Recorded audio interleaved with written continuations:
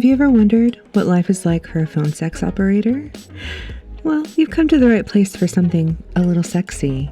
I'm your host, Seline+1, and this is Whimsical Sexperts.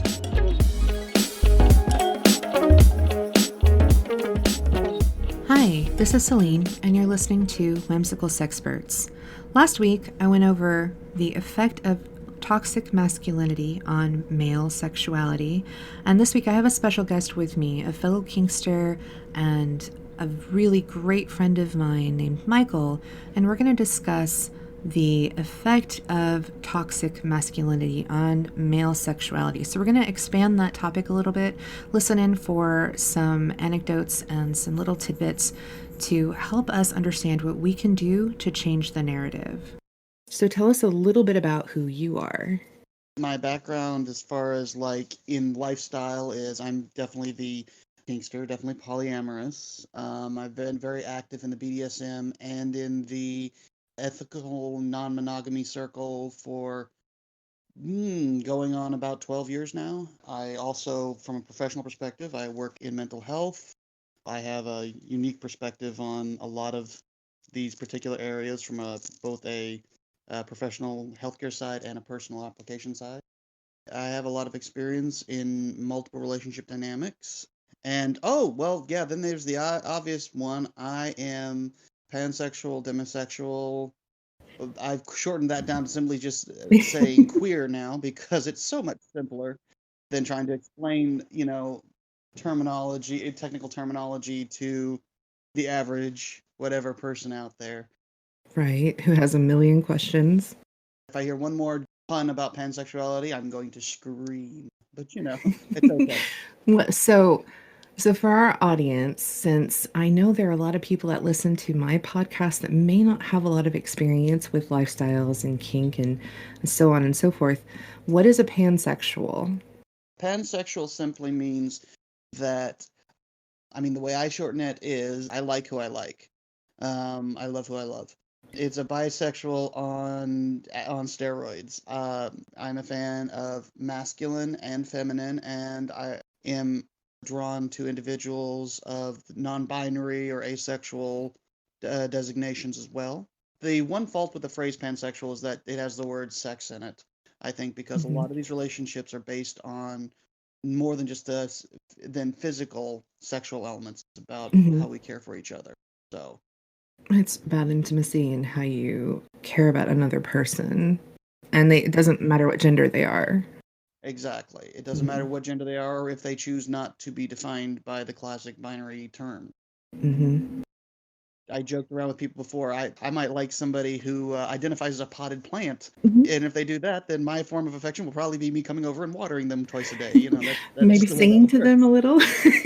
I might sing to them a little. I'll read to them or something. There we go. Yes, exactly. Make sure they get plenty of sunlight. Right. Take them outside and let them bask a little. Well, Exactly. so good. So we know what a pansexual is. You love who you love, you like who you like, no matter what their orientation is or what their sexual preference is. So that's excellent. I invite sexperts here to discuss things that may not be mainstream. So what kind of sexpert are you, Michael? If you would consider your niche, like your kink niche, tell us what that would be particularly, like laser focus it down for us, just so that we're aware. I ask everybody. From the BDSM and kink side, I have a very broad spectrum. I started out a dominant. It's just in my nature to be that way. I'm always the dominant, forceful one of the group. I'm the top. I actually started out being what they call a sadie-dom, a sadist, which means that I usually most of my relationships and kink plays and like this involved the exchange of pain and power. Okay, pain, pleasure, power, they all come in the same package, just kind of the trinity of P there. The 3 Ps. Yes, it's all about pain, pleasure, and power. I started out in that and still occasionally dabble in that. I have fun with it. Over the past 3 years, especially though, I have transitioned over to being more of a what is called in the lifestyle is called a daddy dom, which expands out that I'm into things like I say I'm usually involved in some things like age play. I'm involved in pet play. I'm involved in long-term, more committed kink relationships. I don't kink play with one-offs anymore. It's now a lot more structured. It's a lot more personal, and it's still a bit of a power game to a certain degree, but it focuses less on the pain, pleasure, physical elements, and more on the nurturing, caring, and upbringing of my submissives and my partners. So I focus a lot more on the long-term care. This isn't just one scene, one time. This is coming back over and over again. This is a lot more, there's a lot more long-term plan involved in. Right. So you would consider yourself a caregiver. That would be your sexpertise. That is very much where I title would be on that part there. That would definitely be one of my character traits there. I focus on the long-term care of my partners. I currently have I currently have one collared partner and one prospective collared partner. Of course, for everybody who doesn't know about kink or BDSM, collaring is it's a commitment element. For many inside the lifestyle, we would equate this to matrimony or marriage, whatever. It's a serious commitment. It's a very serious commitment, and it's one that I do not give away lightly. I have to really focus on it. Right. That's why I say things like I have one has been collared by me, and we have been together. And then I have one potential. There's some others that I've talked with, and a couple that I've dated, and all like this that have talked about it, but it is not serious consideration, of course. Right. It has to be at your discretion, and it's a very serious Well, thing. it has to be a joint agreement, Yeah. and I have to feel confident in that decision.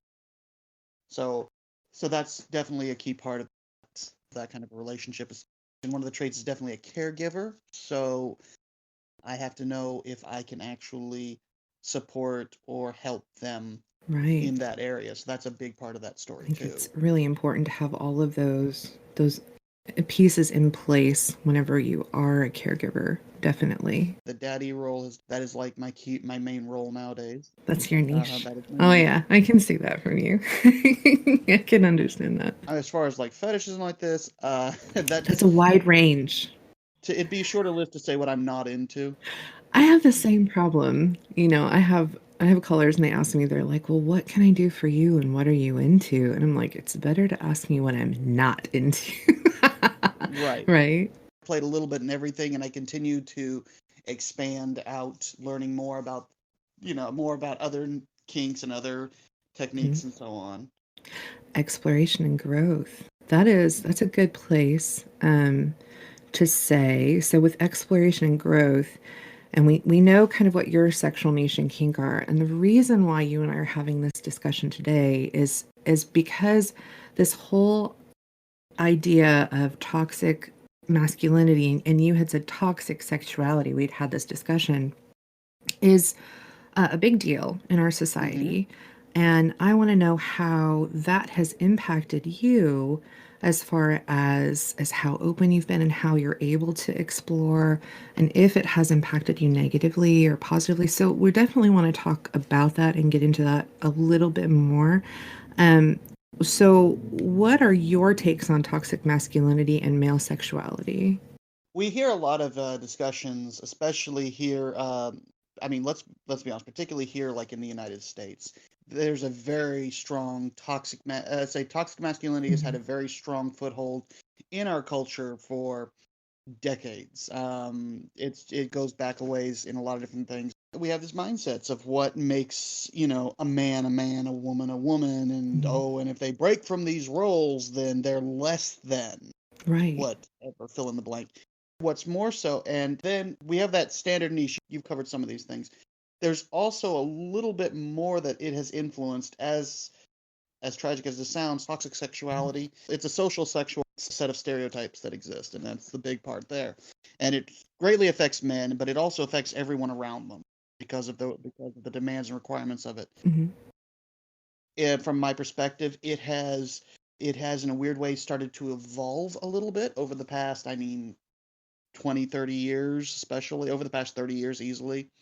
It's evolved a bit because now you have these stereotype concepts where you discussed before about things like toxic masculinity permeates a great deal of our culture, especially here in the United States.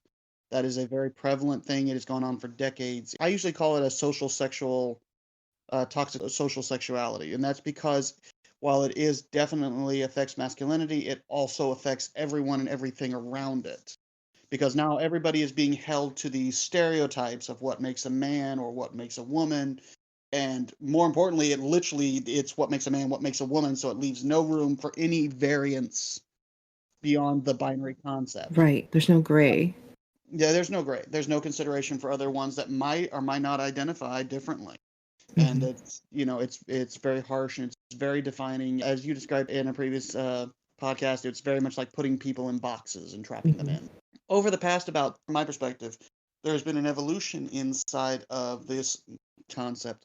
And it's not a positive evolution. A man, it's usually super effeminate. They are the GBF of every sitcom and drama you've ever watched on TV in the past 10 years. Okay?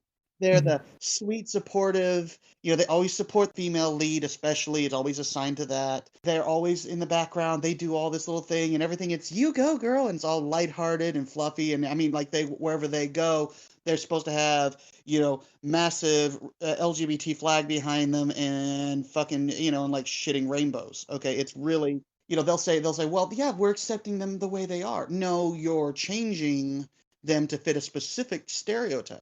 And It's a hyper gay. yeah, It's like hyper masculine, but hyper gay.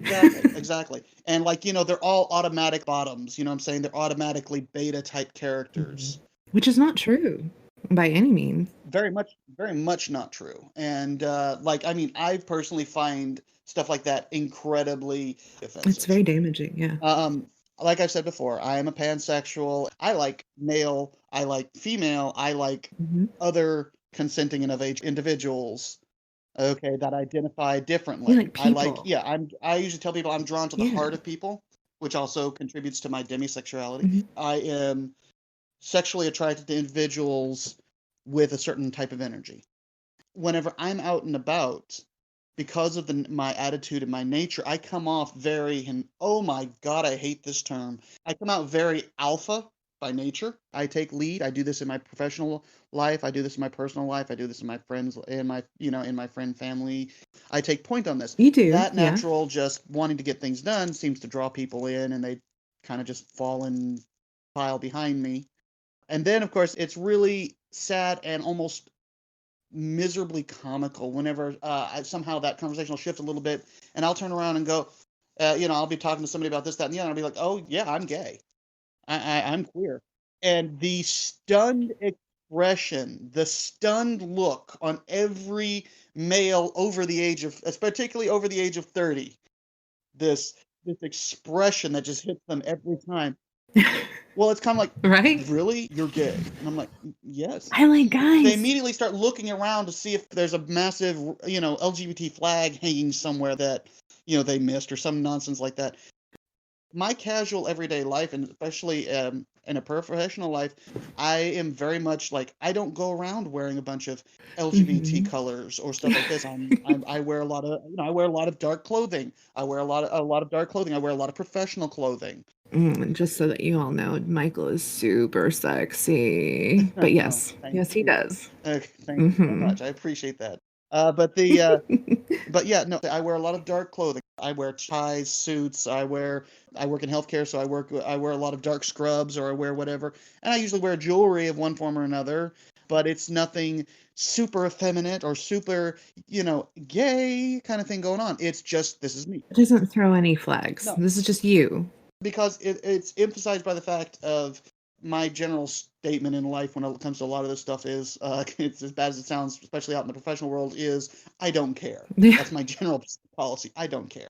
I have a job. I'm here for a job. I'm here to do this, that, and the other. I'm not here to, you know, Impress I'm not anyone. here to impress anyone, and I don't need to lead with my, Right. with my sexuality. That's not my job. Right. Okay, my job is It's to your take care of identity. It's somebody more else. personal than public. Nobody needs to identify your sexuality by what you wear or what you say or what you do. And I think that that is where men get the short end of the stick. If they expose themselves as a little bit more effeminate, they automatically get put into that box. And that is definitely where, it sucks for people who are just trying to be themselves and to express themselves. A psychologist and author, I like the way he described it, actually, quoting Corona Brown. Most people will know him from the Netflix show Queer Eye. Karomo Brown is also a mental health expert. He is a professional licensed counselor. He has an office in the state of New York. He's written a couple of different books. I'm a huge fan of his. But he made a discussion about sexuality, particularly revolving around involving individuals in the LGBT community. He talked about how our sexuality is a pillar in our house. It's just one. It's a wall. It's a pillar. It's a corner. It's a part of our house that we built up for ourselves. It's our home. It's who we are. It is not the house. It is not the entire house. It is just a part of that house. I definitely take his approach on that. You know, my sexuality, my identity, my preferences, all that is part of my house. Yeah, But it's I a piece have of your whole house. several other rooms in my house. I have several other walls in my house that have these other elements on them as well. And, you know, especially when it comes from a professional background, when it comes to a professional setting, you're not going to see that element of Right. my house because that has nothing to do with why we're here, Because you don't need to. you know. I mean, even in a public setting where you're not working, it has absolutely nothing to do with what you're doing when you're grocery shopping. You don't want people to pull you aside and be like, "Oh, girlfriend, how you doing?" It's not necessary. But your sexuality is a little bit varied from the norm. But so we're talking about boxes. Yeah. How do these boxes that we're mentioning keep men from being able to express themselves freely? The big group that I always end up having the most sympathy for, especially, is the bisexual, pansexual males. It's back to that toxic masculinity box Mhm. arrangement. Female can come out and say she's bi, and that just makes her hotter to everybody in general. Okay, a male comes out and says I'm bi or says I'm pansexual. There's even it. We don't even fit in the gay box anymore at that Right. point. Okay, and what's really awful is this toxic sexuality also can permeate like the LGBTQ side of the whole thing. Okay, I'll have the quote straight community that looks at me and goes, "Oh well, you know, yeah, he's dating a female person and that's a beard. That's just a cover." Okay, and then turn over on the LGBT side of things, and I have been called a breeder at least 5 times in my life. Okay, because oh, you're not really gay. You're just using that to get in this circle. I was like, oh yes, because totally that's what I wanted to be here was to get into this circle and be judged by you. That was totally my intent. Right. You know, I don't want that judgment in my life. I don't need it. so Thanks for the that, though. yeah, the discussion on those boxes has expanded out to include a box that gay men are supposed to sit in and behave ourselves. Okay, Mm-hmm. and if you don't fit in that stereotype, you will get noticed, and not in a positive format. I promise you. Okay, you will be noticed. And it's really And how does it's really and that definitely negatively impacts yeah, you. and it's really sad that that toxic masculine design has actually leaped the fence a little bit and is now over in the LGBT side as well. Mm-hmm. There are very strong groups in that side as well that are also not, for an organization that's supposed to be accepting of everybody, It's not within, not always. there's some really serious negative walls in there, and it's really sad to watch. It is Um, unfortunate. And it's hard. It makes everything else much harder to accept. Like our society isn't able to accept progressive change because we put each other in all these crazy boxes, even in the LGBTQ community. it can be really rough. I mean, I'm not going to play a victim here because that is not what I do. Okay, I'm one of those people that I'll call out an asshole when I meet one, that kind of thing. I'll be like, Right. and I've done that before. I've gotten in plenty of arguments both with in the quote straight community and in the gay community, in the LGBT community, Mhm. where I've sat there and was like, no, you're being toxic and you need to stop. I don't care if my sexuality or the sexuality of one of my partners or friends or whatever makes you uh Uncomfortable? uncomfortable. They have no interest in you. You are not involved in this story. Mhm. You don't get a vote. Get out. Right. That kind of thing. No, I completely agree with that in mind. And I know we've talked a little bit about you being pansexual. People don't expect you to be anything but heterosexual. Like you do have this very masculine vibe when people see you and when people meet you. And I say masculine because that's the impression. That is the box that everyone gets to put you in.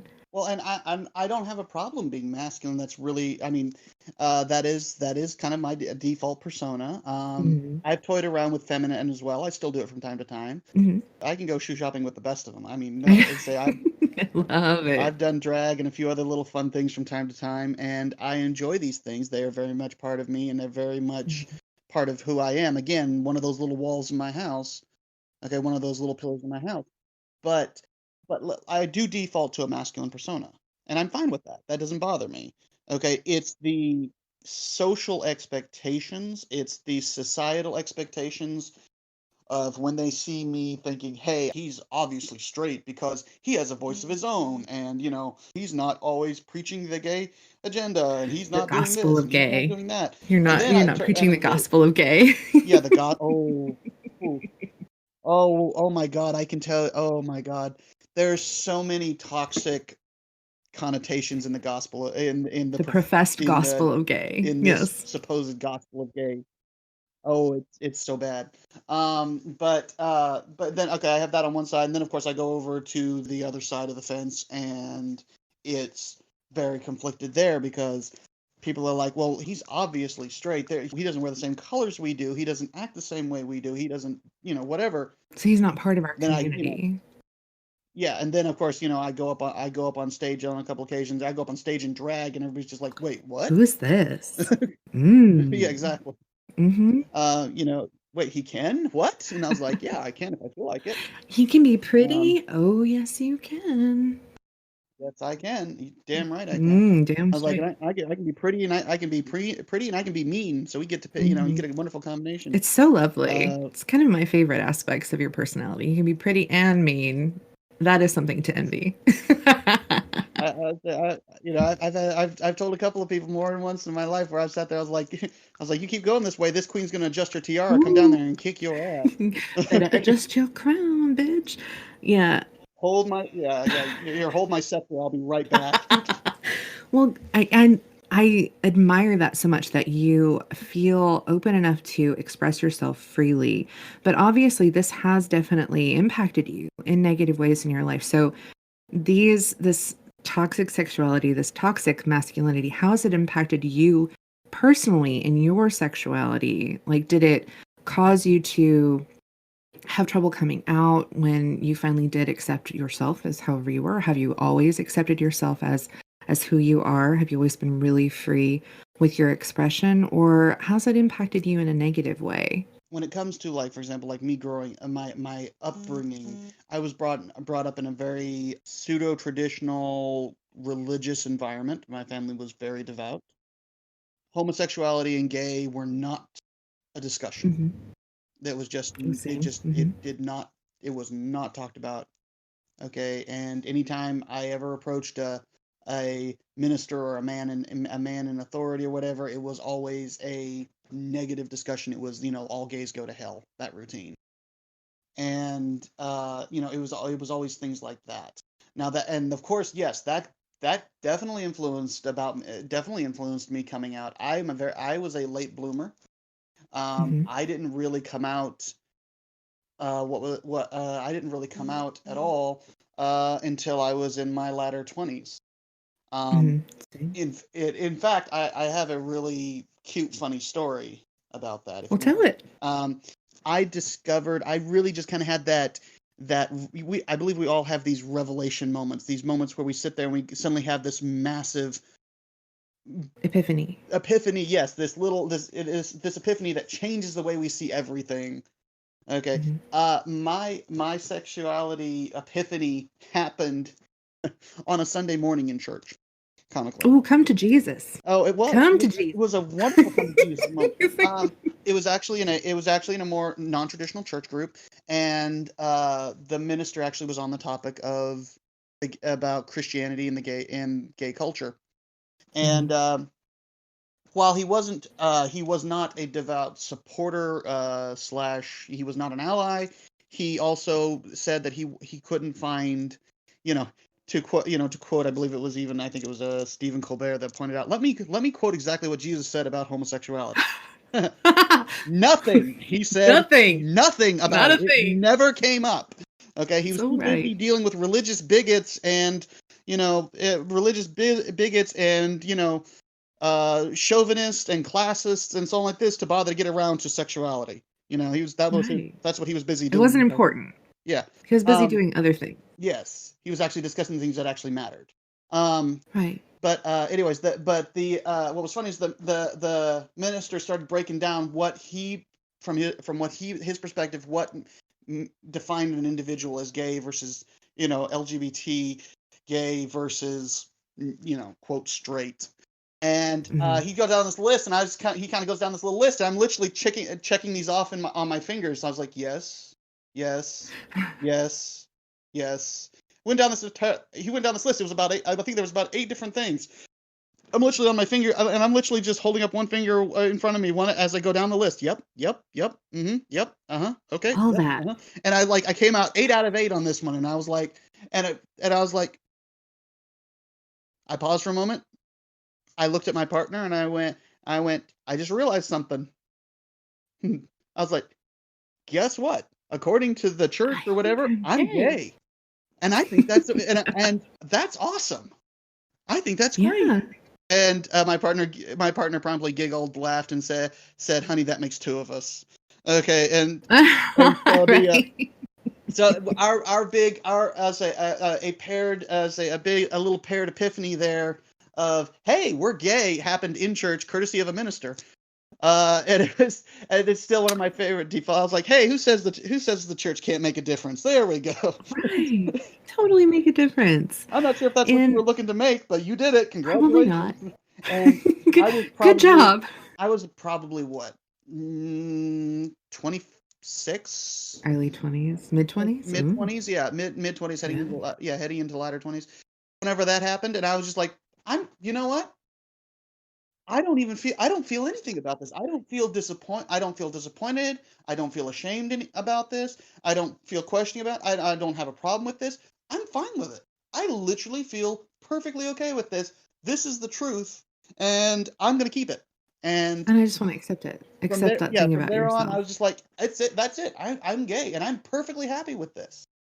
Okay, and Good. of course that was early in my acceptance of my lifestyle, and that was before a lot of things. And I've had a lot of time to try out new ideas, and I To have explore. explored with a lot of other people and a lot of other different individuals, and I'm perfectly thrilled Mhm. with the result. And it's one of Well, those that's what happens. moments.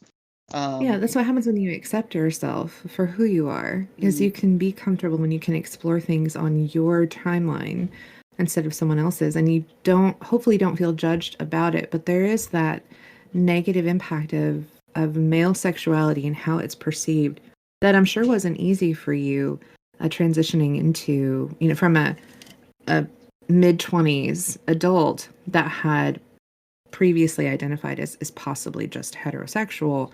Now this big change happens, and I'm sure that the viewpoints of other men may have impacted you a little bit, oh well, even though I know you live so freely. there was definitely uh there was definitely some troubles along the way. About right around that same time, I think my other moment where I really got a really good strong look at the toxic masculinity side of things was about 4 months later. I had a Mhm. coworker that he was also very religious. He went to a much more conservative. Church. I want to call it conservative to the point of paranoid. Cool, Uh, cool. uh, Religious group. Um, we At one point he and I carpooled together because my car was in the shop, Hmm. and then another time his car was in the shop. Anyway, we ended up carpooling to our work together, and he would start preaching. These were not welcome. These were not invited. He would start preaching, and one day he got on this topic of the gay agenda because apparently we have an agenda now. I did not know that. Really? I must have missed it Other in a than just meeting or acceptance? something. I don't, Right, the gay meetings that Yes, we go to all the time. yeah. I had to go. I had to go to the to the next to our next gay cell meeting and have a discussion about what the agenda was and if we'd made some changes. Yes, he went I on didn't get the this memo. he went on this tirade incredibly toxic, just cruel elements. And I was just, and you want to discuss toxic masculinity? Oh my God. And again, I mentioned before, I work in healthcare and I work specifically in mental health.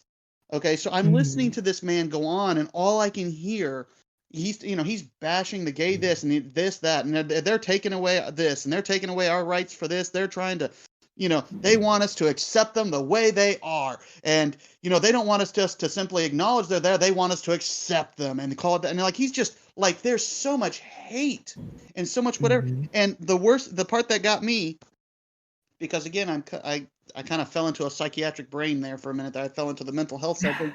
All I could hear was a pile while he's trying to preach the evils of gay.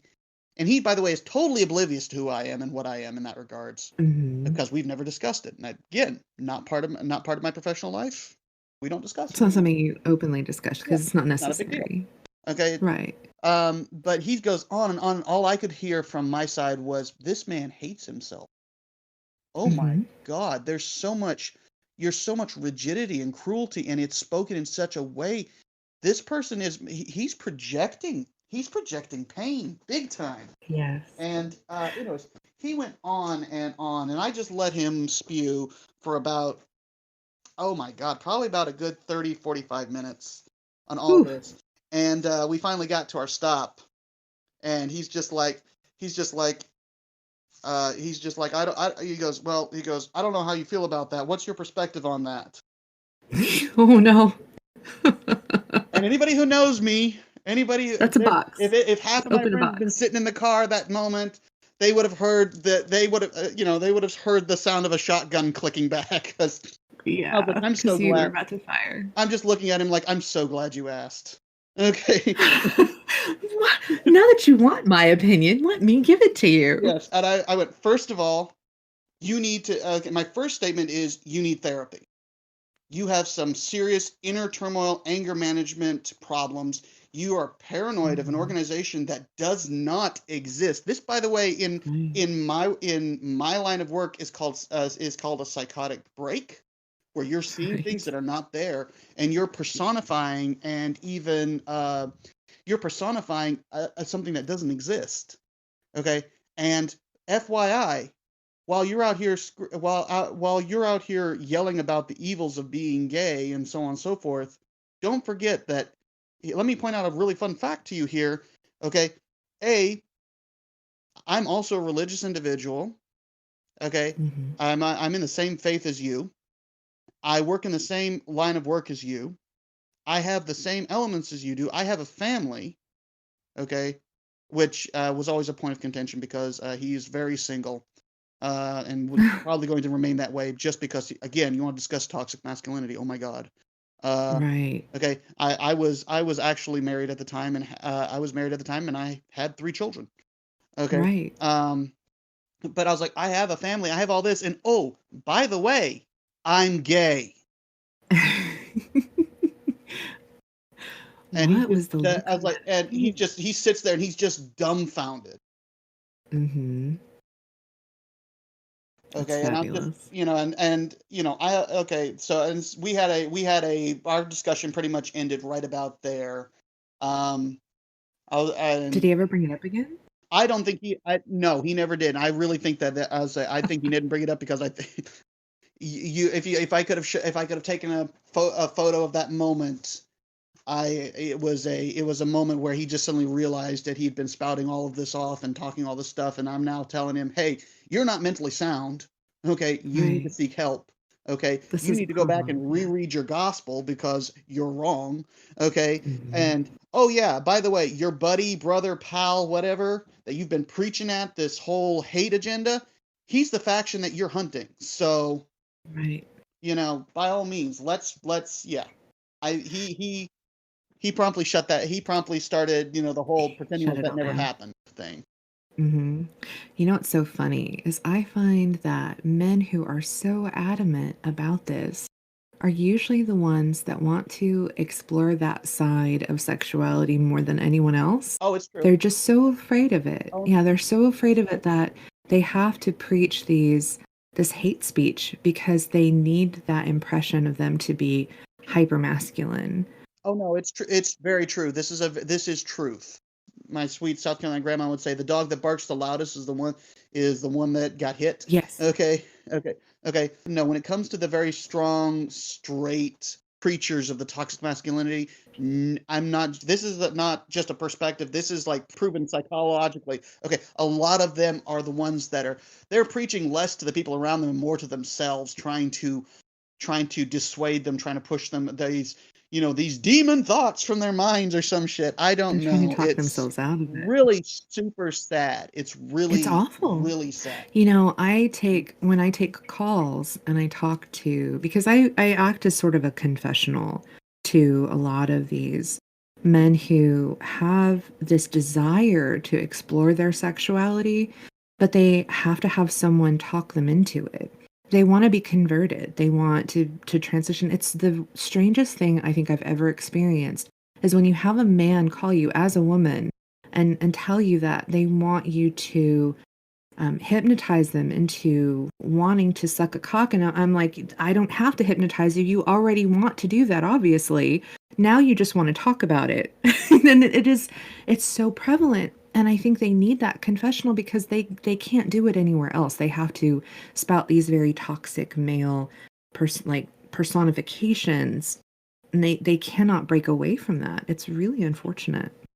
And again, and see, the thing is, also, I want to bring this out real quick. I do not give a lot of sympathy to individuals like this.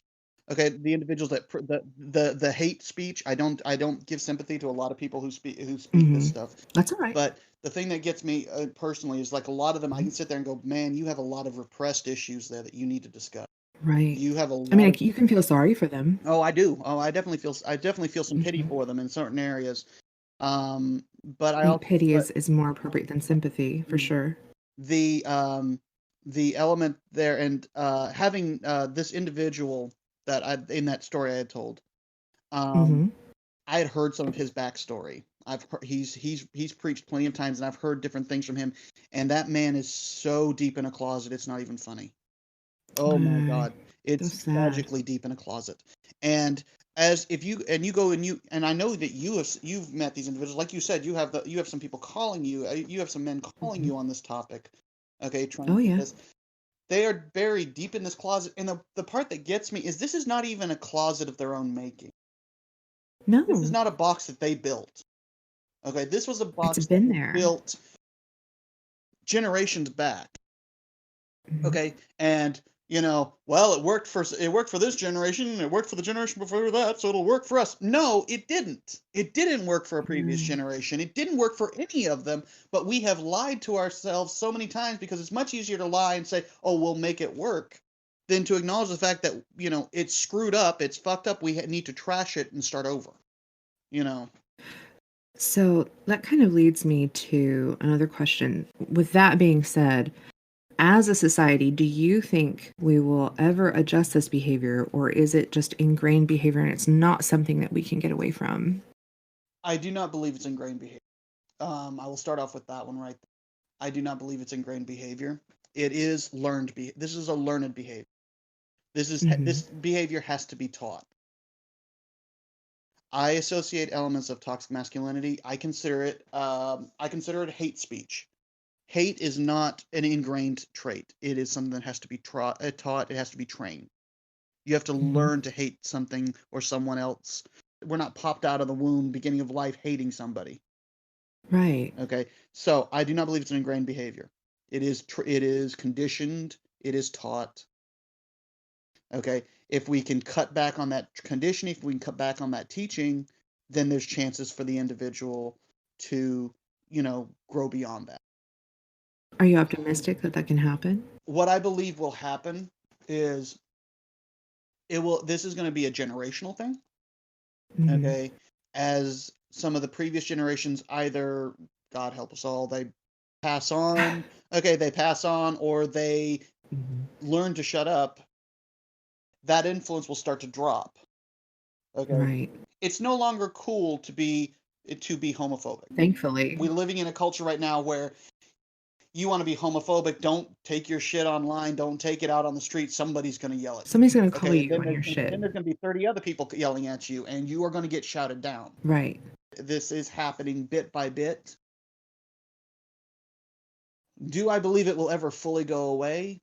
Unfortunately, no. Right. I don't think it will ever fully go away.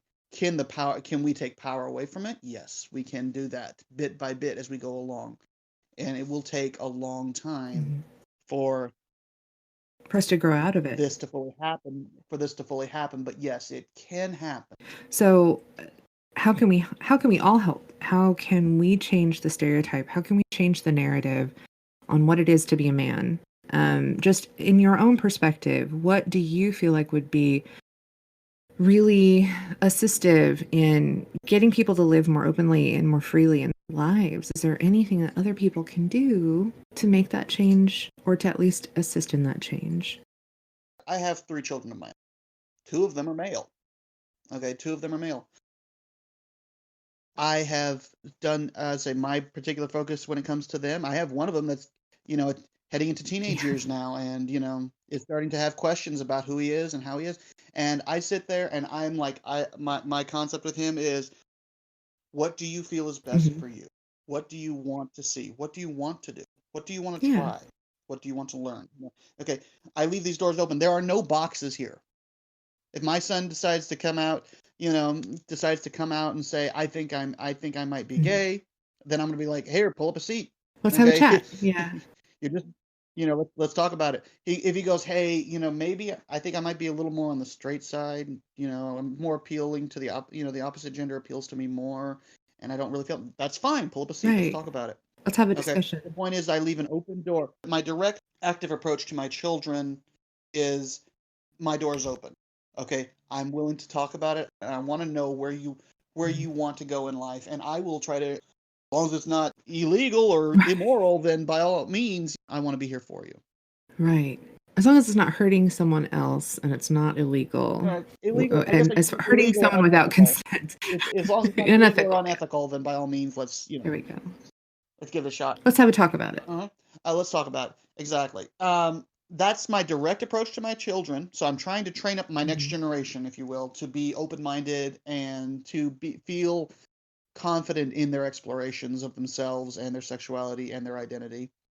Right, letting them have the room to grow and explore on their own, while still being a responsible parent. Right. And educating them as to the differences and what's safe and what's not safe. Exactly. Absolutely. We have lots of little conversations about stuff like that on a regular basis. The other thing that what my children don't see, the way I influence it, is I actively will shut other people down. Okay, when it comes to homophobic, sexist, transphobic, this toxic masculinity elements. Again, I will divert my children away from those people. I'll divert my friends away from those people, and I will call them out and going, no, you're wrong. And here's why you're wrong. And this is what you're doing that's wrong. And they can choose. It usually ends up either A, they shut up, or they reconsider, or, I've had several that have come back to me and gone, you know what, I'm going to reconsider my statement here. I think I was inappropriate when I said this. Right, like which is really important. Like to discuss this more. So the big ways that we can change and help pull away from that toxic social sexuality that we're dealing with nowadays. First of all, the next generation, the generation after us, let's teach them confidence. Let's teach them. Let's try to teach them that they are safe to explore and learn, and so on. Provided that we teach them the safety. We teach them to be safe and to be smart. But we teach them without hate. We teach them without an us and them mentality. We teach them without this toxic sexuality that has been trained and aimed at us. So we do that. We try to help raise up the generation in a less box-filled world. We try to give them a little more freedom in that area, and then we turn around, and especially to those of us in the similar generation. We try to educate them, and we educate them in such a way that either A, they learn and grow alongside us, or at least they go away. Right. So we can remove that negativity. They can gain an understanding. That is the 2 big steps that I would encourage that will help reduce this toxic sexuality that has permeated our culture for so very long. So just in basic speech, it's so train up our next generation to be more accepting and understanding, and less full of this toxic sexuality that we're plagued with right now, and then communicate. So open the lines of communication and make sure that if somebody is stating something that isn't true or is extremely negative or is hate speech, speak up and don't be afraid to say your piece. I mean, I don't want anybody getting punched in the face Right. for speaking up, but sometimes it's worth getting punched in the face for something that you're really passionate about and you believe in. So even if you're insecure in your sexuality, it might be worth getting punched in the face to support someone else. And, if somebody's getting tirated upon, Right. maybe speak up. And that may change somebody's mind. Yeah, You can't change anybody's mind if you don't give them new thoughts to think about. I agree there. Yeah, Hmm. the big thing I have to, I point out in a few different situations, especially with some of the people that I work with in professional field, is I point out that you're not Hmm. responsible for that other person. You're responsible for you. You have to do you, and you have to live with your decision. So I say, speak your truth, tell it how it is, and then their decision after that, that's on them. They have to decide that. Hmm. But you've been true to yourself at that point. Exactly. At least you can walk away from the situation going, I did my best on this. I spoke what I believe was right. The One of the things that I'll share this little bit. There is one particular area that, like, okay, as far as like the whole like me coming out, Hmm. there is an area of my life that I have really avoided because honestly, it's not out of fear or anything like that. It's out of the fact that it's almost not worth the effort. Hmm. My and that comes from actually my parents. My parents won't acknowledge, but they know that I am not straight. That has become very apparent over the past, Super clear. over the past 15, 20 years, especially. Hmm. I am not that. My parental units, they just try to keep it quiet in the sense that they don't talk about it a Hmm. whole lot. They don't want to talk about it a whole Don't ask, lot. don't tell. Pretty much. It's gone into a don't Yeah. ask, don't tell category. And honestly, I know, especially for those that were much younger than I am, they were that are like might still be Hmm. dependent on their parents. That's a big deal. Coming out to your It parents is a is. huge deal. For me, I was already an independent adult. I didn't even live in the same state with them Mhm. anymore. I didn't rely on them for anything. They kind of had, I just don't have any. I don't have any draw to talk to them about it. I don't feel like there's any need for Right. the effort. There's there's nothing there. They are not an active part of my life They know. any longer, so I don't really see the reason to come out to them and specifically come out and go to my mom and dad and go, "Hey, I'm Right. gay." There's no reason You to know, be I really mean, first upfront of all, if about you it. paid attention to anything in the past, yeah, if they paid attention to anything in the past 20 years, they already know this information. There's no point in me going and driving that Right. point home. Well, I mean, I think that is important to know when it's a futile waste of breath. Though I do applaud people who do waste their breath sometimes because it can make a difference when it comes to It can. parental units. Because, my parents were born 50 and 51 to be exact. So their viewpoints they're very boomer. Like that's their thing. So, and I'm not sure how old your parents are, but it seems like their generation, it is a little bit harder for them to accept people being more open and free about their desires because they're so used to people keeping all of that a secret. Like it's a dirty little secret that you need to hold under your door, make sure nobody sees you. We get to live out loud now, and they just can't fathom that because they didn't get to do that. And most likely, your parents probably had something aberrant in their own sexuality that they probably never talked about. They've probably never brought up. I mean, my parents have. And when I discovered their own, like having those discussions with my parents was very disturbing, but it happened. And Right. because they don't talk about it, there are behaviors that my father had for years upon years upon years, and he never came out to my mom about them. He never talked to my mom about those issues. So Everyone has something, and I find that the earlier generations, there's still something there. They just don't speak about it because of this toxic sexuality. So I'm glad that we're able Well, to kind of break forward. it's very, oh no, this is very, very true. Hmm. For anybody who's listening who do not know this, from the BDSM kink side of my life, Hmm. um, there's a lot of social media, there's a lot of social groups and websites and so on like this that very much support the lifestyles, pet life. Hmm. Okay, it's, you know, MySpace for kinksters is a short version of it. One of my most eye-opening moments ever was while you know, I had a profile on there for a long time. I think I still technically have it. I just never Oh, there I anymore. definitely do. I Um, definitely do. you definitely do. Oh yeah. I'm fairly certain I still have it. I just never go there anymore. I don't know why. I'm so busy with this life with Right. IRL. I just don't think about it. But With your probably one of my most non-kinky eye-opening life. moments was when I was looking in my local neighborhood, whatever, and I found the fetish profile of two of my aunts and about Yeah. three of my older cousins, Mm-hmm. all of them on there. They're there.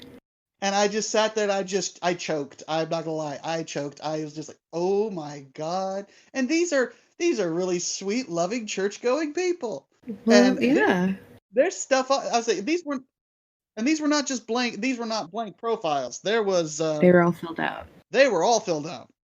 And I just sat there You and I was had to like, see things you probably didn't I did not. imagine I you mean, would I did. see. I did. I literally at one point I literally just I had my laptop. I just slammed the laptop I shut. was like, oh no, not this.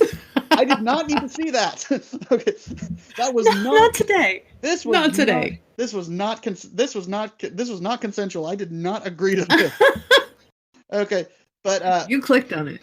yeah, well, I did. I admit I walked in the door. I didn't even. I was one of It's the. hard to deny that. Like, you have to look. You're like, my God, Well, I sit there. I didn't Well, know this was a thing. my first response was kind of the no way, no. This is Right. somebody's screwing around. Somebody's up to something. This can't be. Click the profile, opens up, see the opening three pictures. I'm like, oh my God, Oh, that's a thing. oh my Yeah. God, oh my God, This is oh my what? God. Yeah, and so no, it's true. A lot of people have a lot of these secrets kind of things, Yeah. and it does come up. Okay, I say these are things that they have not discussed, and they didn't, you know, they've been told to keep it secret, keep it quiet, and some of them are starting to, you know, some of them are starting to feel a little bolder, and they're moving out a little bit more, and that's good. They're exploring. Hmm. Yeah.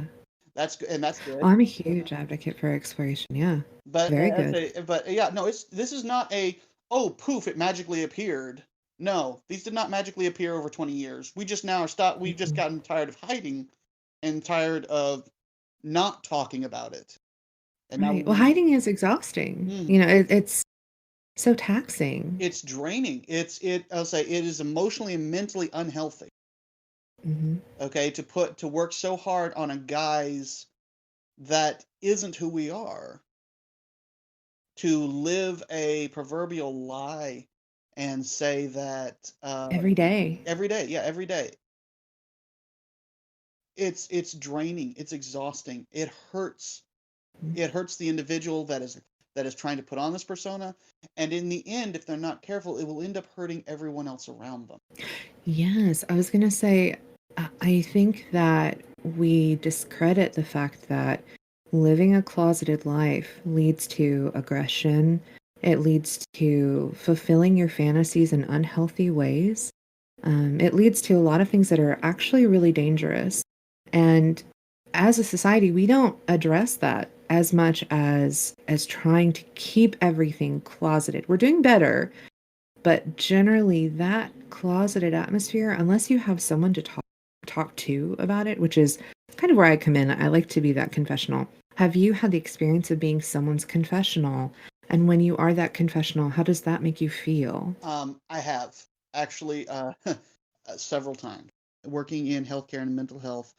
especially when you're with somebody for a prolonged periods of time, especially individuals who Hmm. are in a state of personal crisis. A lot of discussions come up, and a lot of revelations come up. I have had Hmm. individuals who were in their 70s, God-fearing people, married, have kids all grown up, they got grandbabies, blah blah blah. During a conversation, they kind of just came to this discovery that I think I'm gay. I was like, all this time, all these years, I've sat here and I've had these thoughts, and I've had these thoughts in my head, and there's Desires. been they'll usually fixate on a particular person, a friend Hmm. or someone that was super close to them, and they just like, and I could never tell them how I felt about them. I could never be that person for them, and now they're gone, or they're gone, they've moved away, or they passed on or whatever, and now I can't do anything, and I'm just sitting here, and I have this massive emptiness now because they're gone, they don't exist, and Right. it's I've sat there, and there were tears. I mean, probably I'm not gonna lie, some of those tears are probably mine. Um, Yeah. but there's I these mean, it's people came to this tragic. revelation that yes, I am this way, and I Yeah. I And won't. now I can't explore it, or I don't have, Yeah, I don't I have feel the like I can't do opportunity to. anything now. It's gone. Yeah. That opportunity has left, and That's yeah, shattering. it's I've had those moments. I've had younger individuals who decided that they're officially going to come out. They'd be sitting there going, Hmm. I I don't know if they'd be sitting there. I'm gay. And I was like, and it's really funny because a lot of people, again, it's that classic thing where they think they're hiding it well, and I'm just looking at them from my perspective and I'm going, I know, it's fine, Hmm. it's okay, and they're like, I was like, I know, I saw it whenever we started talking about this. I saw that. And they're like, Right. I You're need. among They friends. sit It's there. okay. They sit there, and it's like, I, I need to. I need to talk to my parents. I need to go talk to, this person, this parental unit, this mother father figure in my life. I need to tell them the truth. Hmm. This needs to be. I need to tell them what's going on. I was like, okay, if you feel that that's going to help with the rest of this, then yes, by all means, we can do that. Then let's do it. Yeah. Yeah. Okay, and I've had several experiences on that where this has come up, and sometimes it's a moment of the great relief where you can feel them just go, it's true, I get this, I can do Hmm. this, and they're ready to go for it. And then there's the other situations, like I said before, with some other individuals, and it's just like it's done now, it's gone. I won't have that Yeah. same, There's no, you know, they don't have that process that they can go through because it's over, and that focus is now, it's left them, or they're so aged, like they are so far into their life that it's hard for them to open up and I've come out of I've had an that older prison. I've had an older individual. Okay, and I say older individual, I Hmm. mean they would have been like my grandparents' age. Well, Hmm. I guess maybe that's a little too extreme. They'd probably be more like my father's, my actual biological father's age. Um, Hmm. and they talked about how when they were younger, they made a comment about being interested in an individual of the same gender, Hmm. same gender, and they remember vividly their father screaming at them and beating them.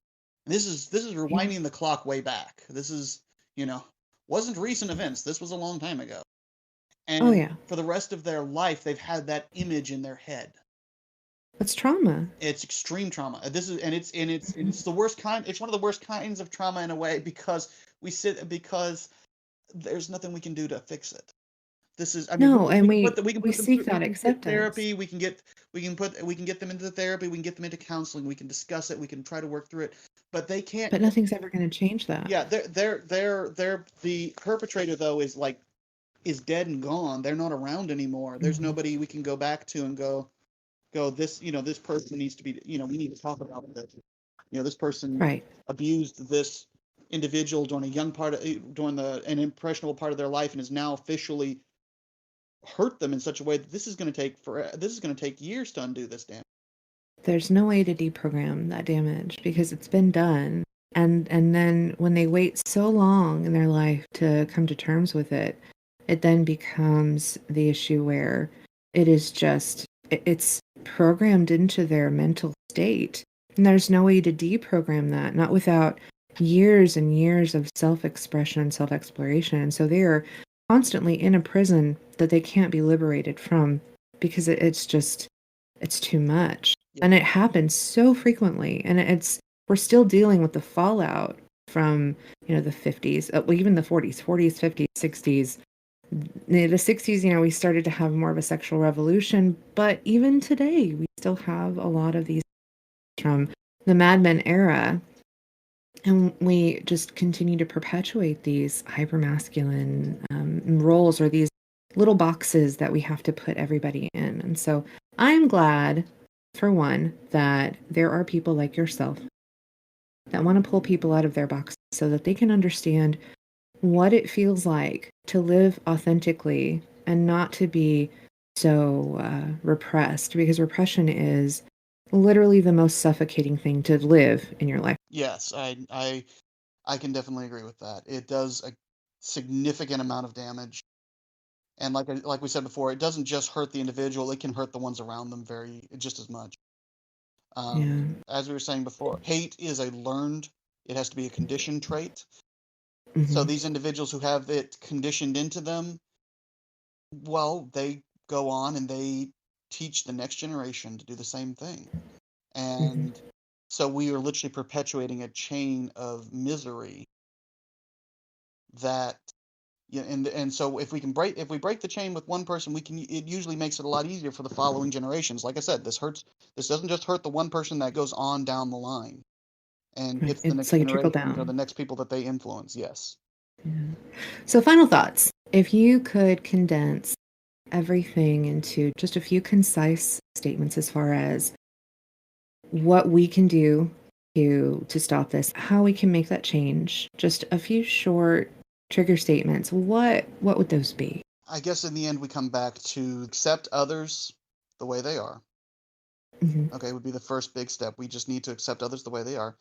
We need Hmm. to say from the toxic side, I would advise just stop preaching. Okay, no, And okay, listen. okay, yes, stop talking for a few minutes and listen to what's going on around you. Hmm. Look at the people and that you're yelling at, that you're screaming at, and see them for the human beings that they are.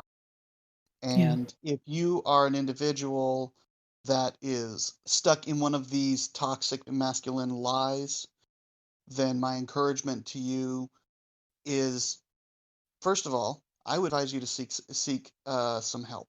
Go speak to a therapist. I realize that might not be the quote manly thing to do, but hey, seeing a therapist is in nowadays.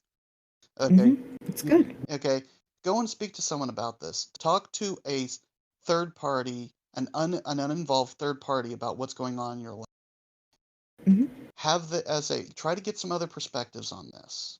You'll be end up being a little bit like me in the sense of, hey, congratulations, you're gay or you're whatever or you're into this, you're into what that. Doesn't mean you have to go around and perpetuate the stereotype at all of being flaming gay.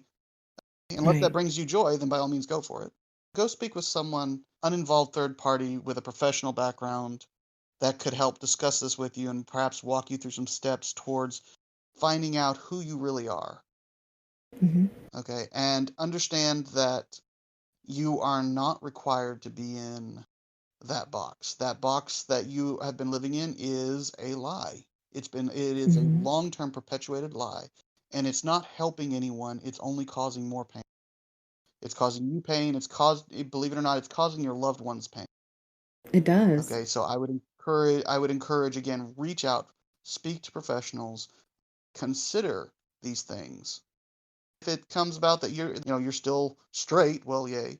Okay, perhaps speaking to a professional and speaking to some other individuals not associated directly with you might help you get a better view of what the other side is like and some of the stuff Gain that some we have perspective. to, yeah, give you some perspective on these things. And Hmm. okay, and you can get a view of what it's like on the other side as well and see what's going on, and you'll get a firsthand glimpse of what that toxic masculinity and so on is what the pain and the difficulties that it is causing. So Mhm. I guess my classic for that one would be seek out third-party, non-involved individuals, particularly professionals, and talk with them about it. See what might reveal itself. Yeah, I think that's valid. Well, I definitely appreciate your point of view. I'm not a man, so it is a little bit odd for me to tackle this, but I talk about it all the time with my clients. You're one of my greatest friends, and I appreciate you being here with me so much. I hope that we get to do it again, and I hope everybody has a sexy and salacious day.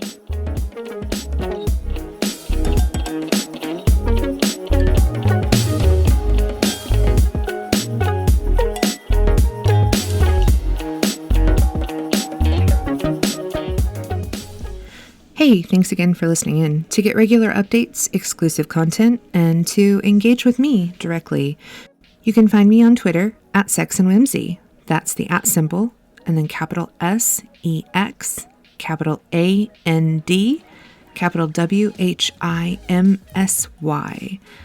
Share this with all your deviant friends and divergent people, as each episode is completely free and easy to find on any platform you use to listen to podcasts.